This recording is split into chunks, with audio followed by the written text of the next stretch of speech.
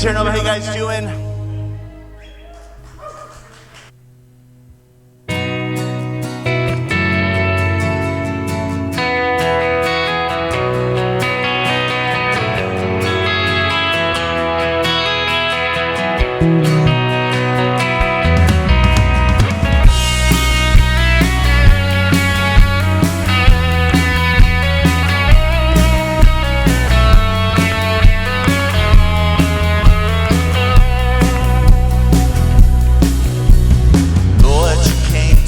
Rescue, pulled me into the light, out of the darkness, out of the shadow I was living in. I'm so happy I found you. You make everything right. I know your goodness, I know your mercy will never end. Gonna sing your love. Your love is lifting me higher. Your love is lifting me higher. Your love is lifting me higher again. Whenever I feel downhearted or think I've lost my way, your love reminds me you'll never leave me all alone. Lord, we will never be parted. You will never walk away. I know your goodness, I know your mercy will lead me home. Your love is lifting me higher. Your love is lifting me higher. Your love is lifting me higher again. Your love is lifting me higher. Your love is lifting me higher. Your love is lifting me higher again. And your love shines from the heart of heaven. Your love is always gonna win. And your love, oh, it's breaking the power of darkness. Love is gonna do it again. Your love is lifting me higher. Your love is lifting me higher. Your love is lifting me higher again. Your love is lifting me higher. Your love is lifting me higher. Your love is lifting me higher again. Your love is lifting me higher. Your love is lifting me higher. Your love is lifting me higher again. And your love, oh, it shines from the heart of heaven. And your love is always gonna win. And your love, oh, it's breaking the power of darkness. Love is gonna do it again.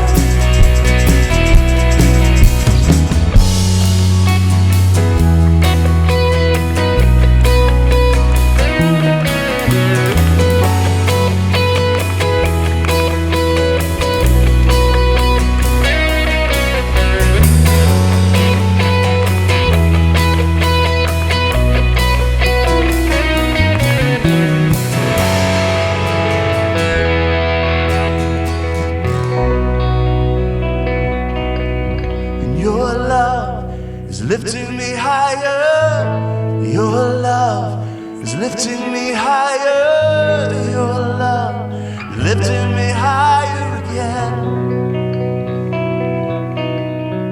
And your love is lifting me higher. Your love is lifting me higher. Your love is lifting me higher again.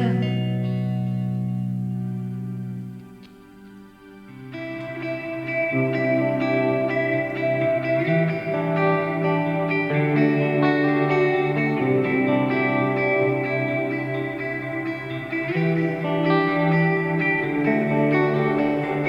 of creation, there at the start, before the beginning of time.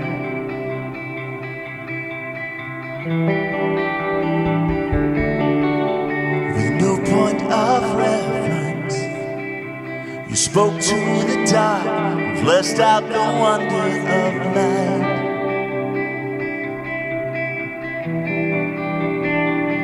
And as you speak,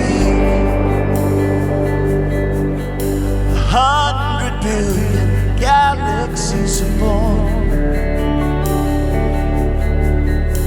Vapor of your breath, the planets form. If the stars were made to worship, so will I. I can see your heart, everything you made. Every burning star, a signal fire of grace. If creation sings your praises, so will I.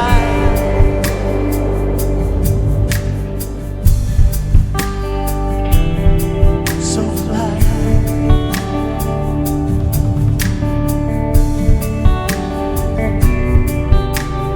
God of your promise, you don't speak in vain, a syllable empty or void.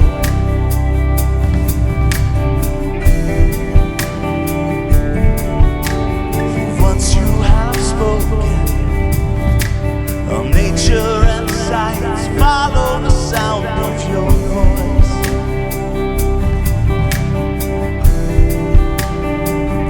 And as you speak,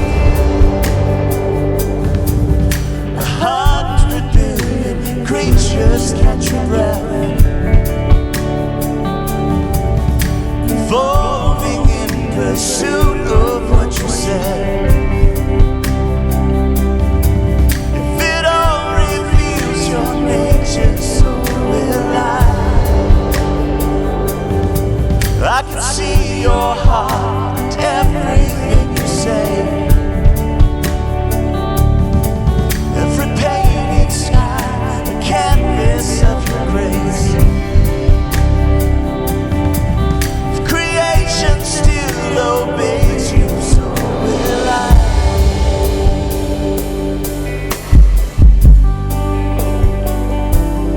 So will I.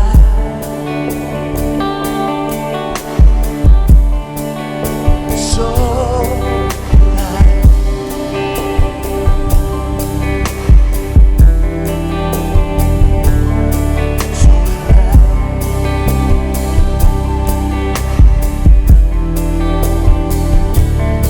If the stars were made to worship, so will I.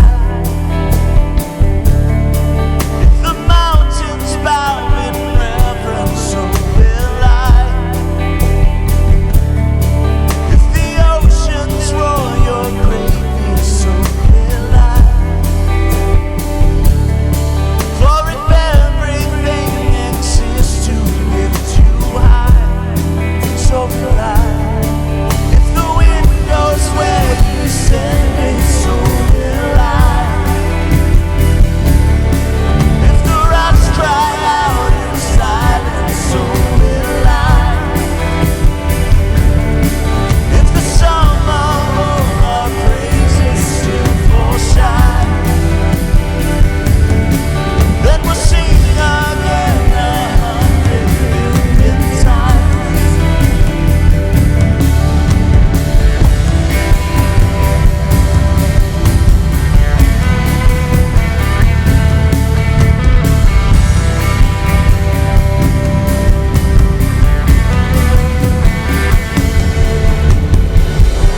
Salvation, you chased down my heart through all of my failures and pride.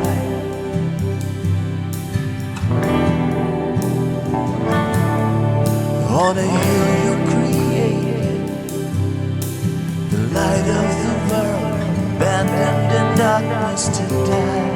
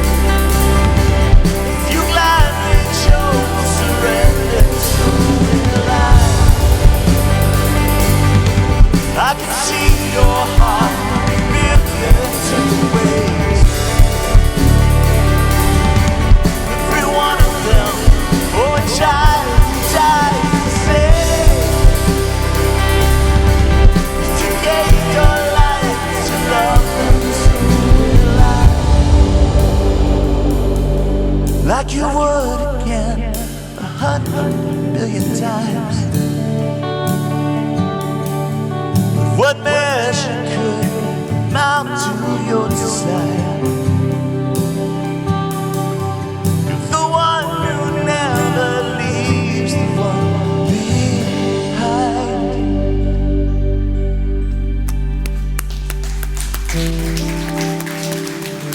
Thanks, you guys. So you know what we just sung now is something that actually is something that we believe, but it's something that's really hard to believe, I guess you would say. And it's this, is that, you know, the God that spoke the world into existence is also present and desiring to speak into our lives today, to say something to us, to move us in a place where we're at right now to a place where God is hoping and dreaming for us to be. And I believe as we've gathered here together today that this is a part of our willingness to be a part of God's working and a part of his drama and a part of his plan, being willing to listen and respond to God today. And so that's what we're going to be doing together. And I'm so glad that we're here together to do that at Terra Nova. I'd like to go ahead and invite you to grab a seat if you would. And again, just want to welcome you. My name is Lyle. Really glad that we're here today. As Christian had mentioned, it's a fun weekend for us here at Terra Nova because we've got this women's retreat up in Big Bear. There's 103 ladies that are up there. My wife is up there as well. It means that I'm riding solo this weekend. It also means that I get to eat whatever I want. That's what I found myself doing, and I'll tell you, what that's all about if you find me afterwards. But anyway, it's just kind of fun. I'm just letting myself go a little bit. I had hot dogs last night. I'm gonna have burritos afterwards. It's gonna be great. And maybe think a little bit about this. Here's a question for you. So when you were a kid, and it came to food, what kind of person were you? Were you like a really picky eater, or were you someone that ate everything that was put in front of you? Okay, so remember that. So picky eaters. You know, there are things that you didn't eat. The peas that are on your plate. Got some picky eaters.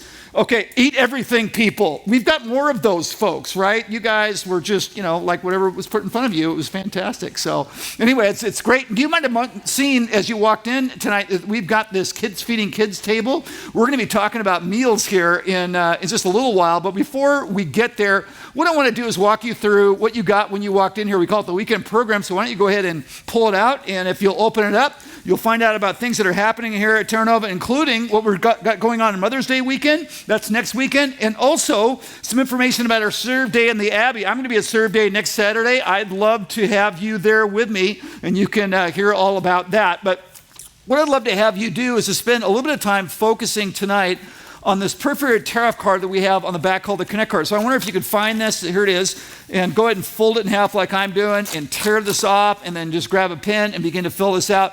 Because here's the thing, is that everybody fills out the Connect card here at Terra Nova, whether it's your first time, your second time, you're here multiple times. It's just something that we all get a chance to do, because one of the desires that we have here at Terra Nova is to be this church that's just really relationally rich and connected church. And the Connect card is a way for us to communicate a number of things that we need to communicate. So you can just start off by throwing your name on it, and you can get to work on this on the back, big old space. You can go ahead and write a prayer request. We've got a prayer team that will pray for that request if you do. You can write down a question. We'll get in touch with you with the question, try to work on the answer to that question together. You can write us a word of update. That would be great. And hey, if it's your first time, if you're new, we just want to thank you guys so much for being here. And we'd love to have you fill out that Connect card as well, get that Connect card. So if you're our guest, man, that would be great for you to do that. But whether you're a new person here, or you've been here just a couple of times, or a bunch of times, the Connect card, love for everybody to fill that out. So take some time throughout the course of our time to fill this out, and then we'll get this from you towards the end, and that will be great. All right, I was thinking a little bit about this week, is that I love things that just check all the boxes. There's like one thing that only does one thing, but don't you love things that do multiple things?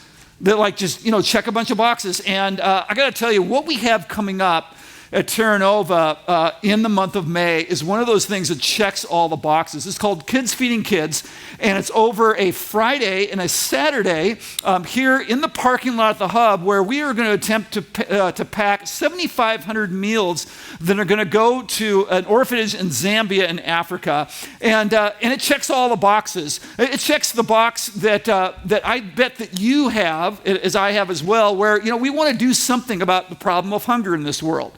Instead of just mentally assenting to it and saying, gosh, that's really a bad thing, but actually doing something really proactive about that. And Kids Feeding Kids is what it is that we do that. It checks the boxes so that we get to be together. And that's just a real high value that we have here at Terra Nova, is just gathering together. We're not these solo players that are out isolated alone, is that we just love team. So it checks that box. It checks the serving boxes, that we know that when we serve, it's much better. We know that it's better just for the world. We know it's better for our own mental and emotional health to serve. Did you know that? And it checks the box that it's that we're all about the kids. We're for the kids. We want to make it a really good world for the little people.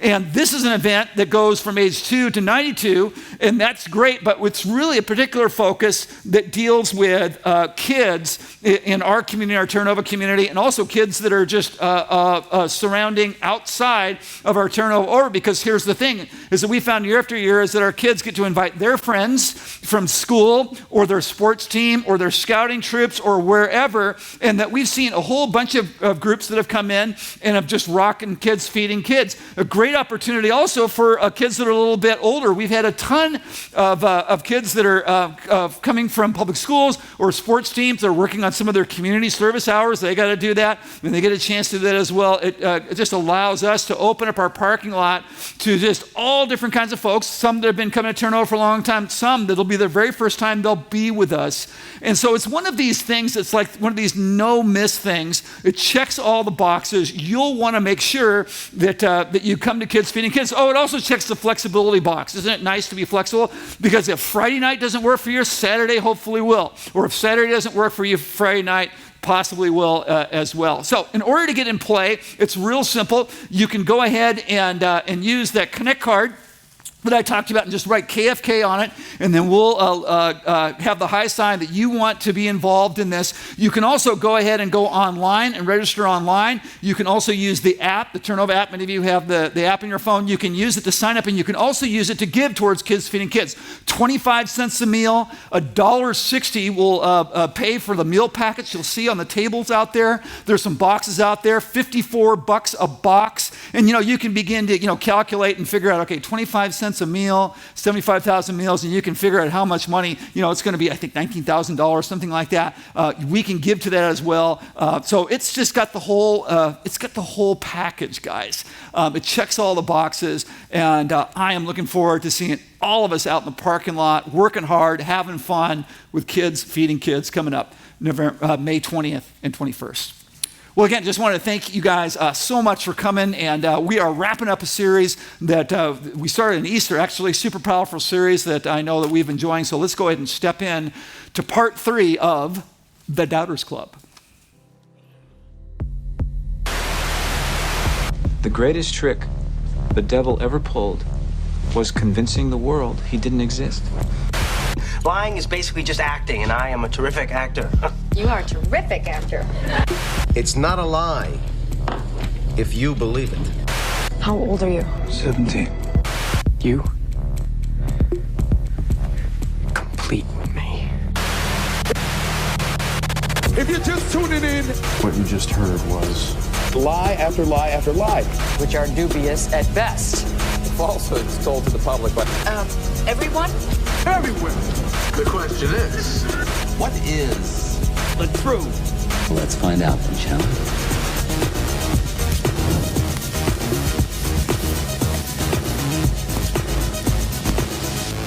All right, hey, that's coming up next weekend, our brand new series, Truth Be Told, Extinguishing the Lies We Believe.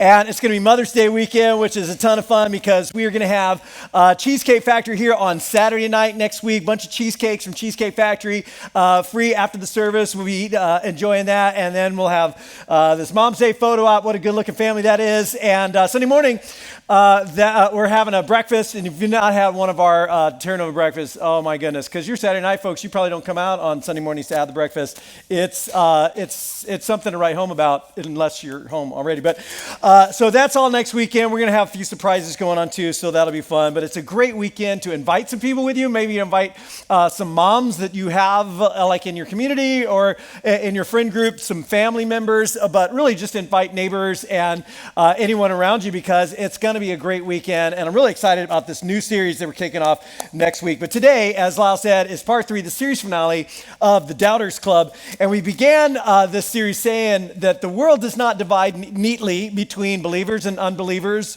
like people who of faith and people of science, or people of faith and people of no faith. That in fact, we are all believers. We all believe something. In fact, we all believe some things, like many, many things. We all hold in our minds these mental maps or our ideas of the way things are, and we all live by implicit faith in our ideas about the way things are. Do not miss the series that we're kicking off next week. For many decades, for example, scientists believe something called the steady state theory of the universe. Some of you studied this in college or in high school. The steady state theory of the universe says the universe has always been as it is. It had no beginning, no origin, and no cause, and it has no end. It's just always been and always will be. This was an idea that actually traces its way back to Aristotle. And so the idea was statements like Genesis 1, like there was a beginning. These are quaint, antiquated, silly expressions of pre-modern man. But then in 1929, Edwin Hubble, and many of you know that name, especially from the telescope, the space telescope named after him, he observed through his telescope that the galaxies were actually speeding away from each other and rapidly, seemingly from a point of origin. Like if you reverse that trajectory, that they had all begun at a single point in time. And this was a very disruptive idea. It meant that the universe actually had a beginning, and it was disruptive to scientists like Albert Einstein, who was a steady state theorist. In fact, in 1931, Hubble actually drove Einstein up to Mount Wilson to his observatory to look through his telescope and see it for himself. Fascinating. You can Google it and discover more about that. And Einstein said, I was wrong. He realized that he had it wrong. And then in 1964, with the discovery of something called cosmic microwave background radiation by two American radio astronomers, confirmed for most scientists that the universe actually began at a single point, an idea that came to be known as the Big Bang Theory, which then led, of course, to the hit TV show, The Big Bang Theory, which for some of you is the most relevant thing that I've said so far. But it is now commonly held that the universe actually began. In fact, in a trillionth of a second, the universe exploded into existence in a flash of energy and light that contained all of the matter of the universe. Thank you, Einstein, for E = mc squared, from an infinitely dense singularity about the size of a pebble. Now, exploded makes it sound rather chaotic, but this was extraordinarily precise. In fact, Stephen Hawking says, if the rate of expansion 1 second after the Big Bang had been smaller by even 1 part in 100,000 millions, it would have recollapsed, the universe would have recollapsed on itself before it reached its present size. On the other hand, if it had been greater by 1 part in a million, the universe would have expanded too quickly for the stars and the planets to form. In the beginning. Now, a lot has been written recently that suggests that the rise of the scientific method and the scientific discoveries that have been made and are being made, that all of this kind of renders ideas of faith or trust in God or the supernatural obsolete. And it kind of goes like this. Sometimes people will pose the issue like this. Well, in ancient times, when people didn't have science, they needed religion to explain things that they didn't understand. So they didn't understand diseases or neurological orders like epilepsy, and so they explained them in terms of spirits or demons or possession or something. And they didn't understand lightning or thunder or where that came from, so they would attribute that to some god like Zeus or Thor or Baal or something like that. But now, of course, we have meteorologists, so we don't need that anymore. Or they might ask, well, where do people come from? Where does life come from?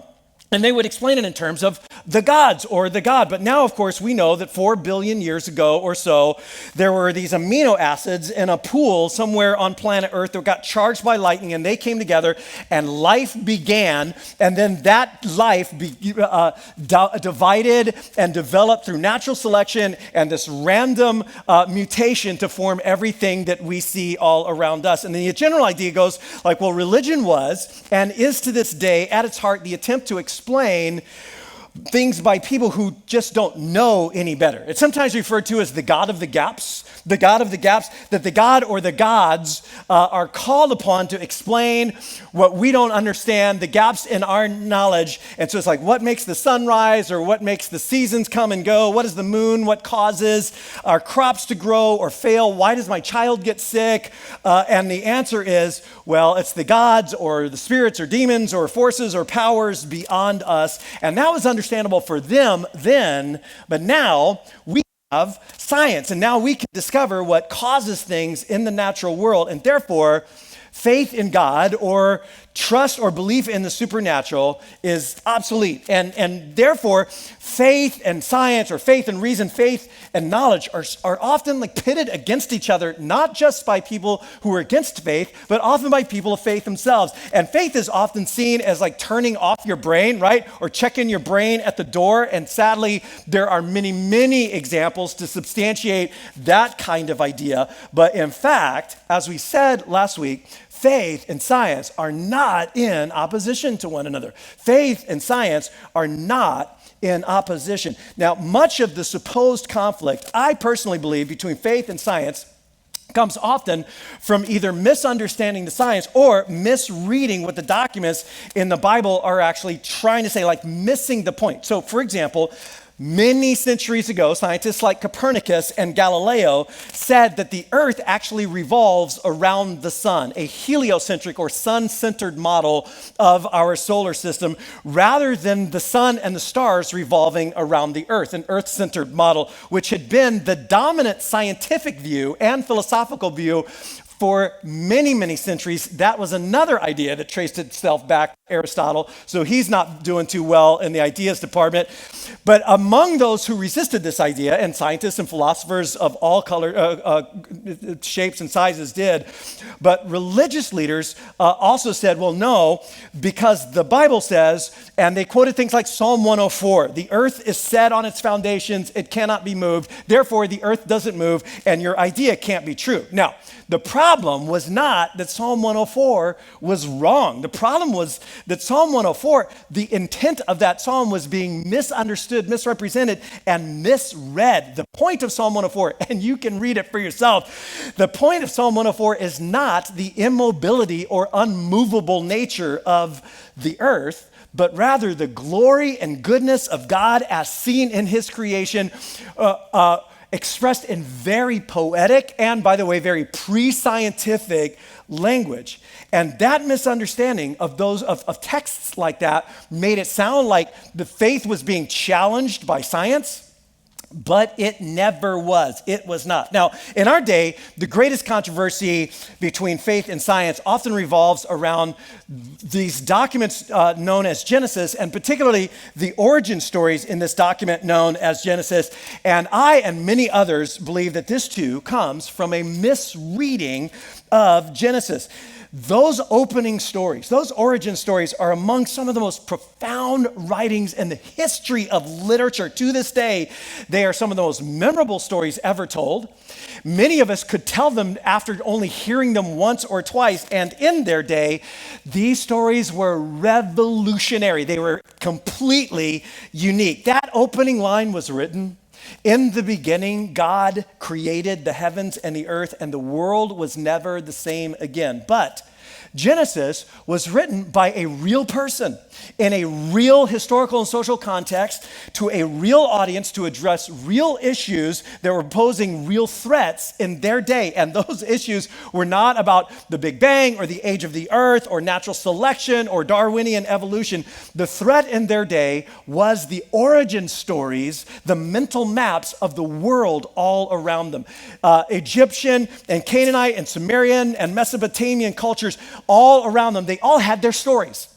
They all had stories. Some are sometimes referred to as their myths that try to make sense of the world, the way the world is, try to explain who we are and why we're here and where it all came from and where it's going and what it means, like the big questions.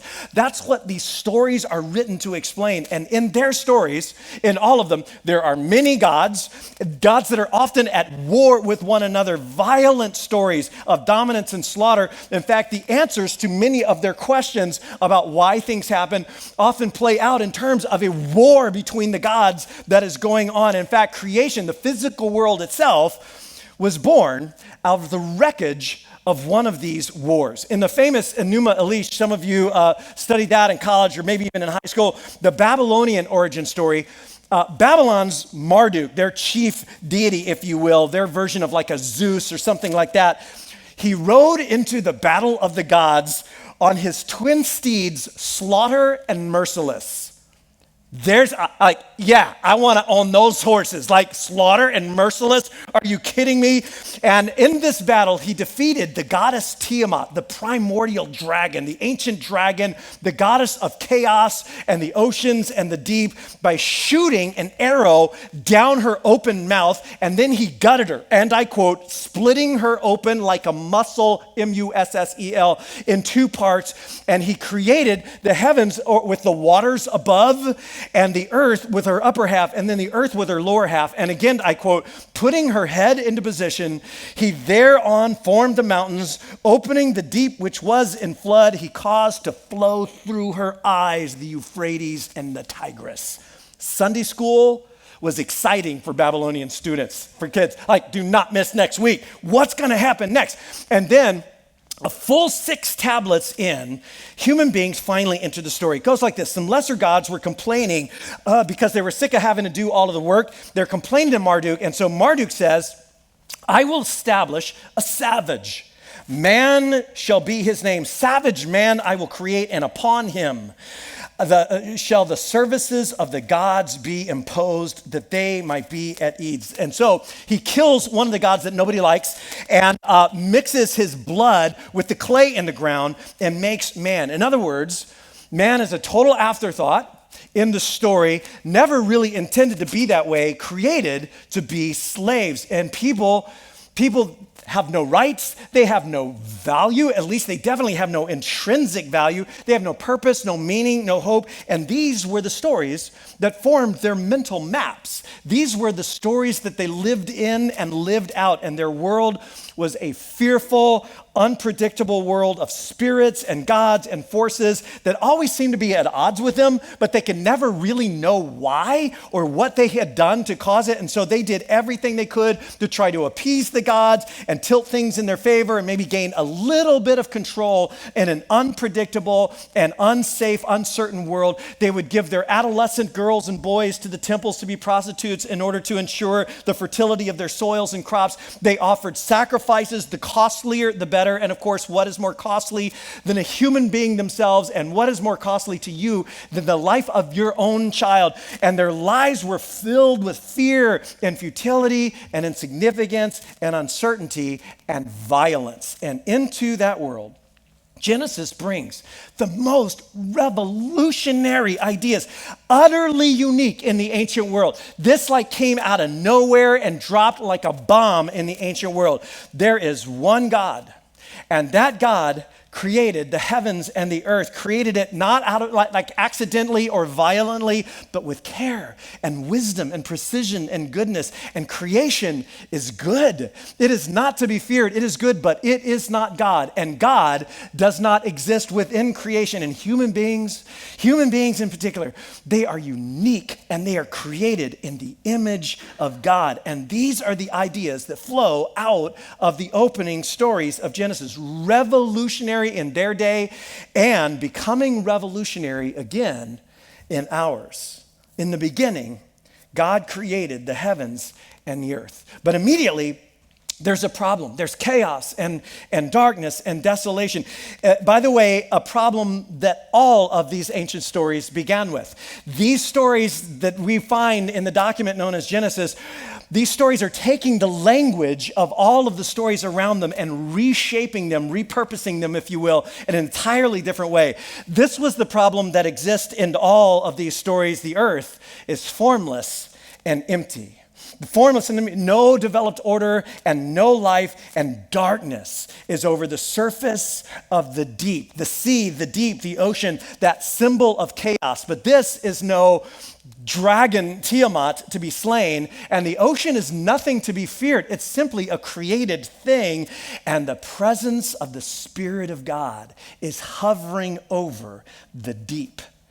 The 6 creative days that follow tell the story of God creating beauty out of chaos, light out of darkness, this wonderful, well-ordered home out of this watery miasmal soup, if you will. But more than that, God does it in this beautiful pattern of harmony and wisdom. So check out this chart of the creative days, the 6 creative days of Genesis. And as we reflect just briefly, we don't have time to deep dive into the story. That'll be fun to do so, and one of these days we will. As we reflect on the flow of the story and see the master designer at work, note the symmetry and the order to just the way the story is told. Days 1 through 3 provide the basic divisions, if you will, the order necessary for life to thrive on God's planet. In the broadest strokes, this is a story so simply told that a child can follow it along, and with this beautiful depth of poetry that Hebrew scholars note is not quite prose. It's like this semi-poetic language. And day 1, into the formlessness, God speaks light. That famous line, let there be light. And the darkness is dispelled and separated. That is a key word in the first 3 days. Limited to only a part of the day, and things are named. And the naming is important too throughout the story, because naming is a function of ordering things. And in their culture, it is an implicit statement of God's authority over these things, his power over them. Things are separated, things are named, and it is good. Then in day 2, the watery chaos, the deep, the ocean is spoken to. There's no war, there's no battle, there's no gutting, it's just spoken to. And it obeys, and it's separated, and God says sky, and there are limits and boundaries drawn, and things are named, and God says, that is good. And then in day 3, the sea is even further separated. And again, boundaries are drawn. And God says, land. And then he speaks again. And on days 3 and day 6, they mirror each other in so many ways, one of which is there are 2 creative acts happening on both of those days. And on day 3, a second creative act happens as God speaks again and plants. Now, for the first time, life, living things enter the story. A great barrier is leapt over from non-living to living things. He calls plants forward. Everything is named, and God says it's like, once again, it's good. So by the end of day 3, the earth is no longer formless, but it's still empty. And so days 4 through 6 begin to fill these divisions of light and dark and sea and land and sky.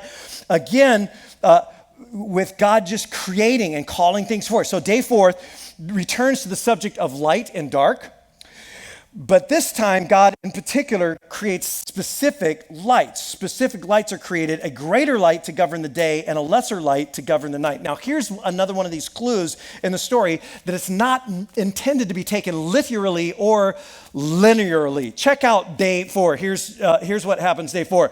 And God said, let there be, day 4, there it is, Genesis. There it is.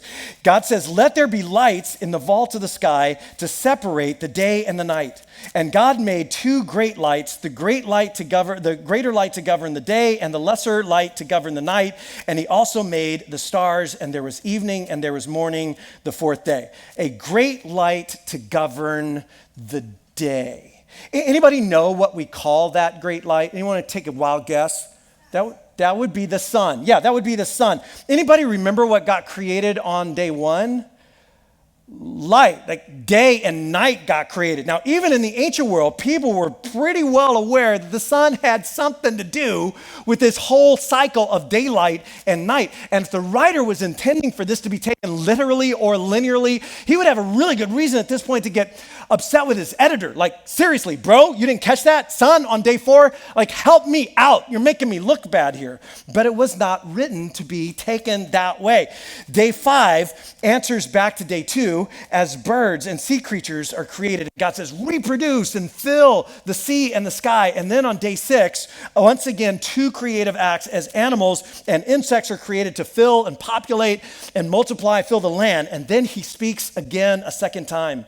And human life is called forth. Human beings are created in the image of God to fill and govern and rule over everything that God has created. And by the end of day 6, the earth is no longer formless and empty. It is filled with life and vibrancy and order and light and beauty. And God takes it all in and he says, that is very good. And then day 7 is this unparalleled day where God sets up a pattern for all of us, a pattern of work and rest and enjoyment. And all of it is very intentional. Even the way the story is told, very personal, very orderly and creative and careful. And all of it is in direct contrast to the stories and the ideas of the people all around them. This is a whole new story and a whole new vision. A whole new vision for who we are and why we're here and why everything else is around us and what we're supposed to be doing here. And it's using the language of the current worldviews around them to challenge and correct those worldviews. In other words, the point of the story is something so much bigger than a linear or sequential cosmological account of how matter and life came into existence on this planet. The point, in my opinion, is not 6 24-hour literal linear days or the age of the earth. The point of the story is, don't worship the sun.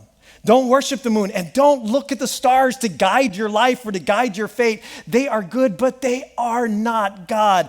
Do not live in fear of creation. You are created to rule over and care for and protect creation, not to live in fear of it.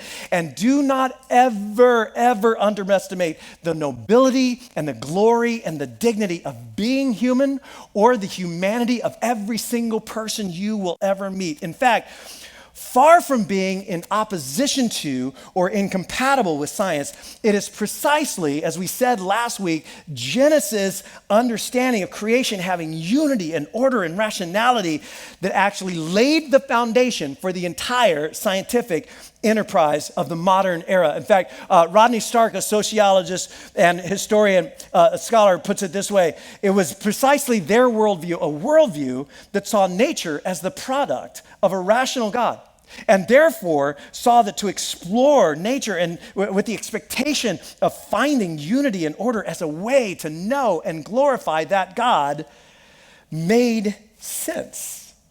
Faith and science are not in opposition. In fact, I believe understanding creation, understanding nature, understanding science can grow a healthier and humbler faith.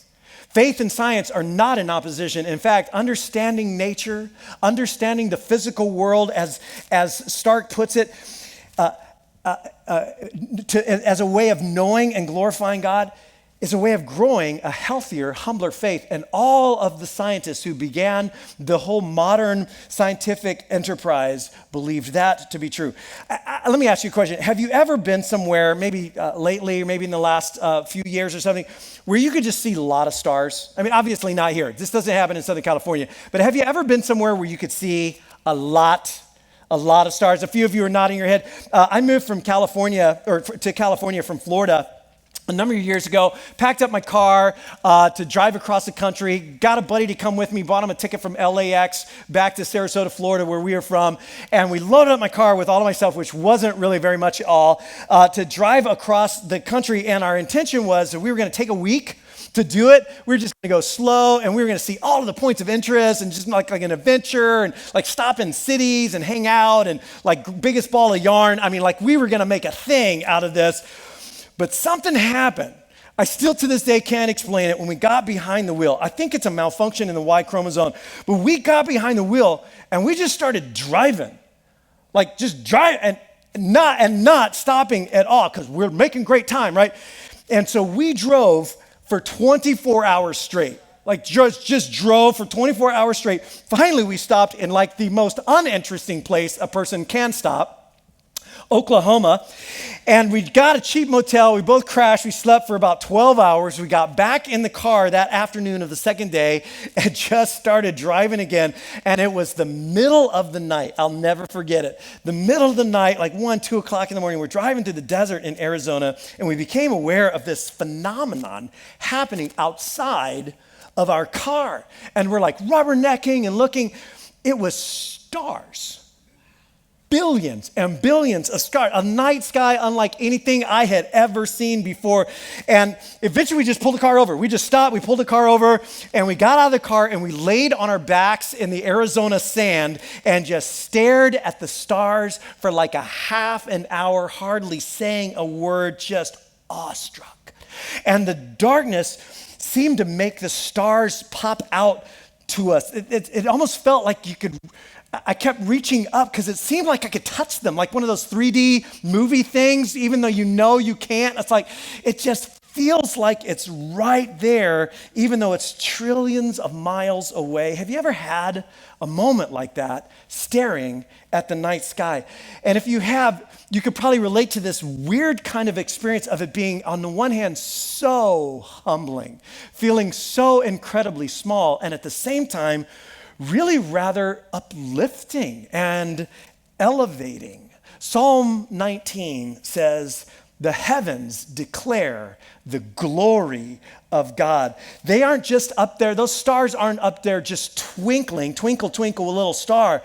They are saying something to us. They're trying to tell us something about the glory, or the Hebrew word for glory is kavod. It's the word for heaviness or weight, the gravitas of God, his greatness, his bigness. They are declaring the glory of God. The skies proclaim the work of his hands. Day after day, they pour forth speech. Night after night, they tell us what they know. And what they tell us is that the universe is a big place.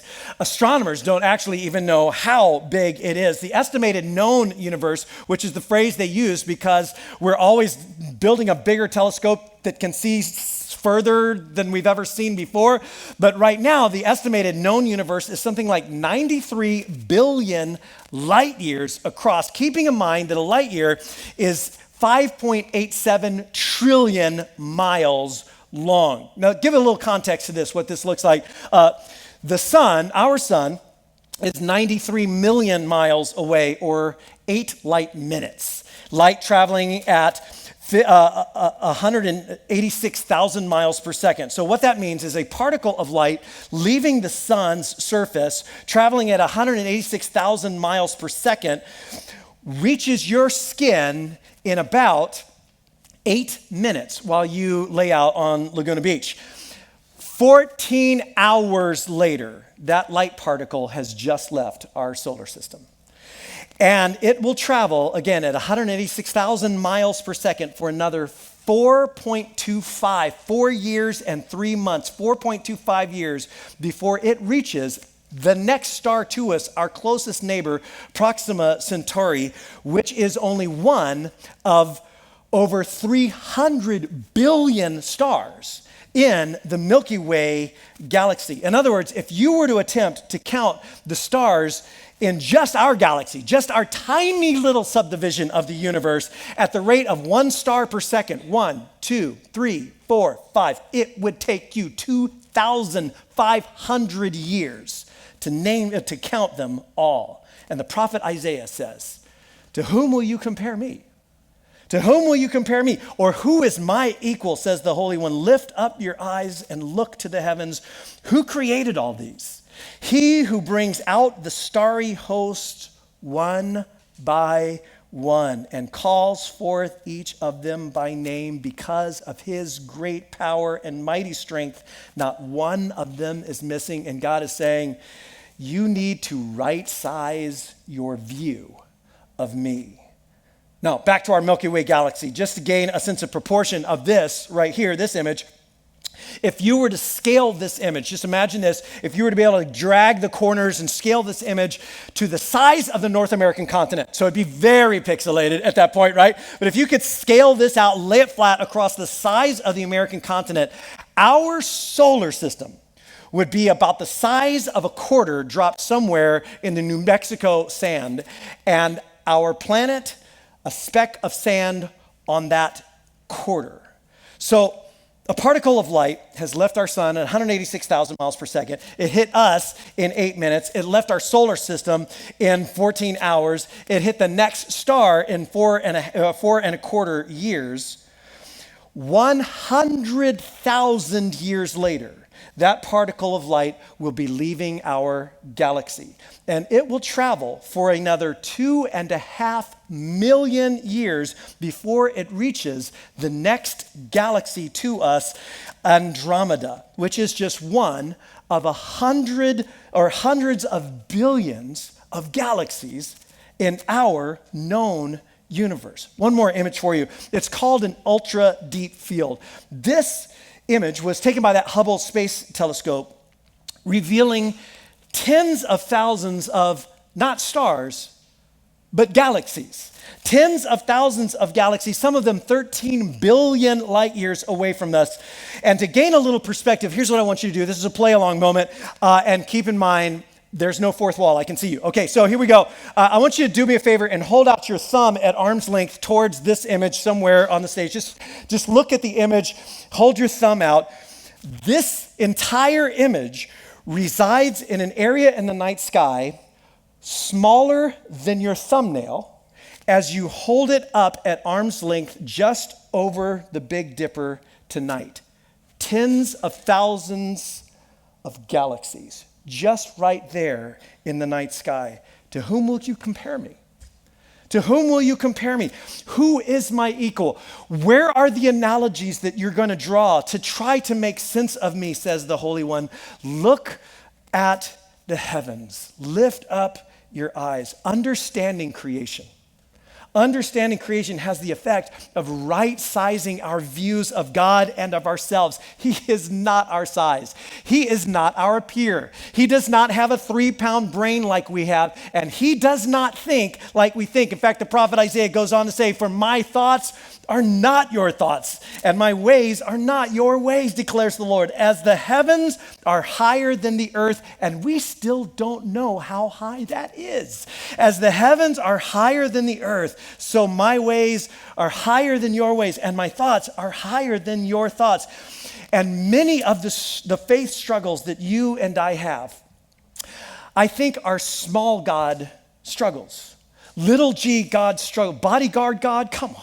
Vending machine God, boyfriend God, guilt God, anti-science God, little g God struggles. And as we begin to discover and understand nature and creation, we grow a healthier and a humbler and frankly, a more honest faith. And that's true not just of cosmology or astronomy. It's true, we went big. You could go the other direction to microbiology. I mean, the intricacies of the cell alone are humbling and amazing. Or anatomy, or brain science, which is one of the most fascinating fields of science to me, or quantum physics, which is fascinating too, even though I cannot understand it at all.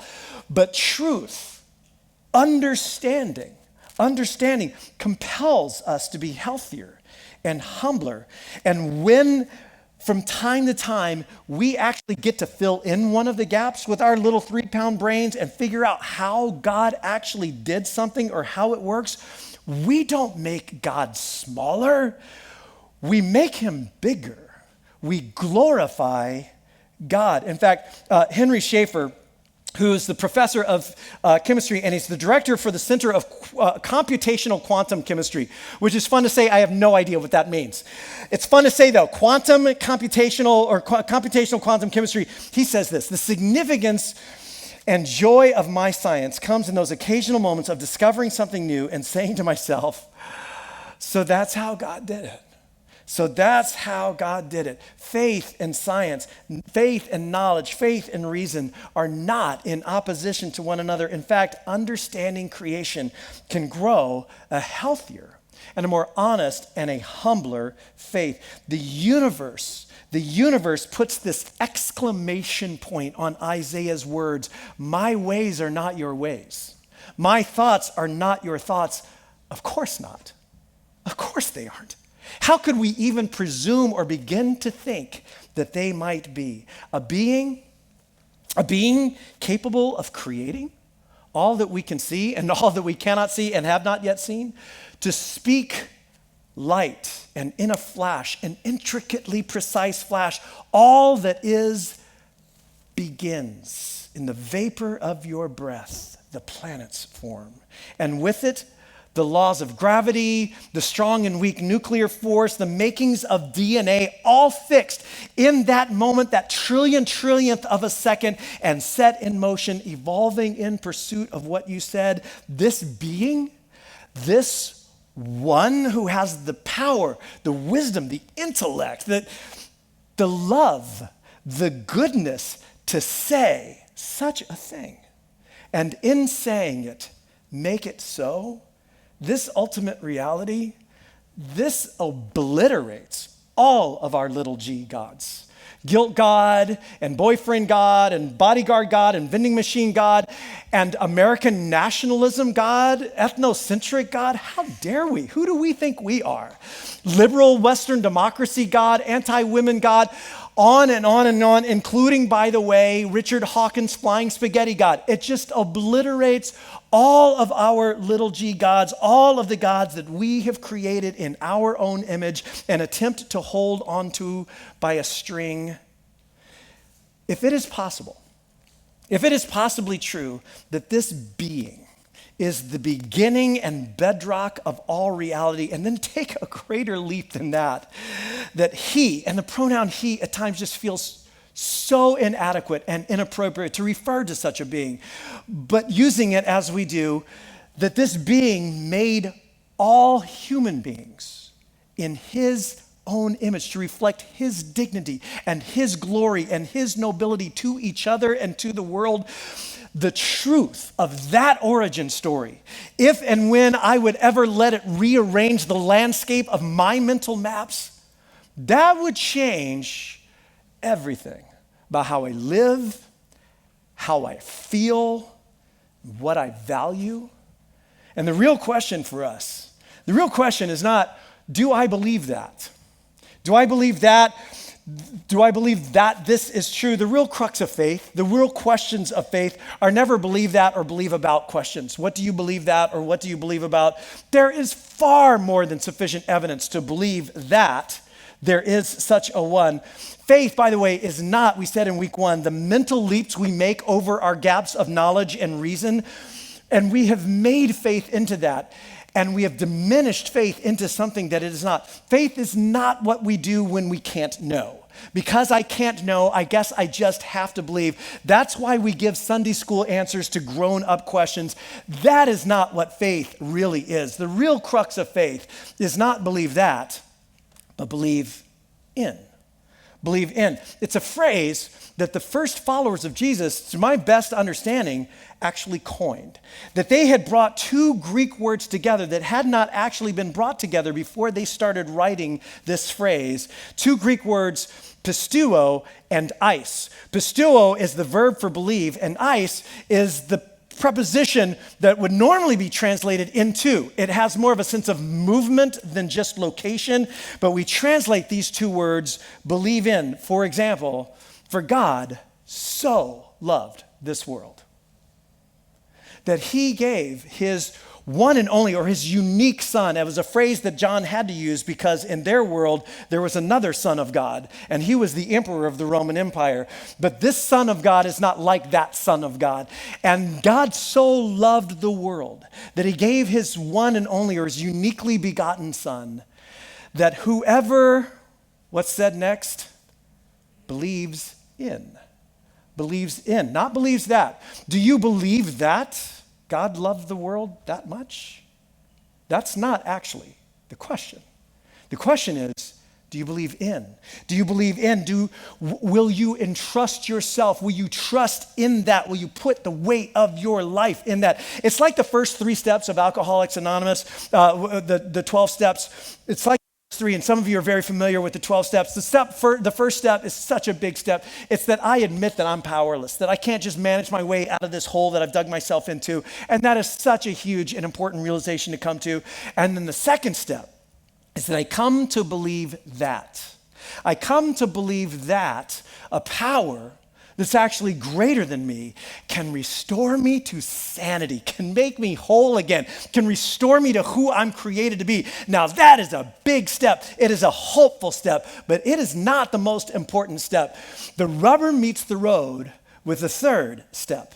I make a decision to turn over, to entrust, to surrender my will and my life to this God as I am coming to understand him. And that's the meaning of trust in. That's what believe in really refers to. I entrust myself to the truth of this, and I can have more than enough evidence. I can have more. This is no blind faith that we're leaping into. And the personal testimony of many, many others witnesses to the fact, as Jesus called his first followers. But the real question, the rubber to the road question is always, will I surrender my will and my life to the care of God as I am coming to understand him, not on a whim, not flippantly, but truly and seriously, to say, Creator God. And if we dare use the phrase that Jesus taught us to say, can this even be true? Heavenly Father, Heavenly Father, I surrender all that I am, all that I've been, my past, my stains, my shame, my triumphs, my victories, all that I am, all that I've been, all that I want, all that I will be, I surrender it to you. Here's my life. Here's my life. It's yours. Not because all of my questions have been answered. If you're like me, they never will be. I'll be asking them till I die and probably figuring out a whole bunch of stuff for the next many, many millennia. I'll continue to question. I'll continue to wonder. I will continue to wrestle, believing that a bigger and broader knowledge and understanding gets me to a healthier and a humbler and a more honest faith. But I don't have to know everything to know something. And I make this decision today. I surrender. I believe in. And I thought maybe there'd be no better way to end a series like we've been in for the last few weeks than to give you a chance to do that. If that's where you're at in the journey right now, and you might be saying, I still got a whole lot more questions, and I hope you'll come back next week and continue to ask those questions. But maybe this is where you're at right now. And you could get 100 more answers, and it would never get you to that place of saying, I believe in. I surrender my will and my life to the care of God as I'm coming to understand him. And so I want to give us all just an opportunity to pause in prayer. And I'm going to pray this prayer right here that's on the screen. And as I pray it, I just invite you to say it after me, like in your own mind, in your own head, as we close in prayer tonight. Will you bow your head and maybe just carve out your own little moment here with me? And then just as I pray this, make this your prayer.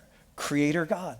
Just say that in your own mind, your own heart. Heavenly Father, here is my life. Here is my life. I surrender all that I am, all that I've been, all that I want, and all that I will be. I surrender it to you. In Jesus' name, amen. Well, hey, thanks again so much for joining us today and being a part of this 3-week series. If you caught all of them, if you missed any, you can watch and you can share online. And in fact, if you got something out of tonight, maybe you want to share this with someone else. On our YouTube channel, you can type in just Our Terra Nova, or you can go to the web address as it is. And if you subscribe, then it'll always be coming up in your feed. So that's kind of fun. And maybe if you got something out of this, maybe you think, hey, I want to invite somebody back next week. Don't forget, it's Mother's Day weekend. It's going to be a ton of fun. On Saturday night, we're going to be enjoying that Cheesecake Factory, so cheesecake after the service, so that is going to be great. And then, of course, kicking off our brand new series, Truth Be Told. So next to you, you might have one of these cards, Liar, Liar, Pants On. Fire, you got that. And so grab one of these on your way out. Keep it with you this week. Maybe you bump into somebody, invite them to come back with you next week because it's going to be a lot of fun kicking off this new series. On your way out, by the way, don't forget, Lyle mentioned those Connect cards to you earlier. If you tore it out and started to fill it out and maybe kind of got a little distracted, love to hear from you. So take a second and finish letting us know at least as much about yourself as you feel comfortable letting us know if you want to fill that out. And you can drop those Connect cards in the baskets on your way out. There will be somebody standing at the door. You can just drop that in the basket. Of course, you can drop offering envelopes in the basket as well. And you can both fill out a Connect card and give online and on our Terra Nova app too. And then while you're out in the lobby, please stop by our Kids Feeding Kids table. You can get a lot more information. You can donate there. We're raising $20,000. It's going to be a lot of fun. And this is a generous community. So I know we'll be able to do that. And then you can sign up to serve on one of the serve side times or both of them if you care to. And you can actually grab some Kids Feeding Kids cards there to think about, oh, I'm going to invite this group of people, and so you can take those with you as well. So stop by that Kids Feeding Kids table on your way out too. And then we'll see you back next weekend as we kick off our brand new series, Truth Be Told. God bless you guys. Have a fantastic week. See you back next weekend.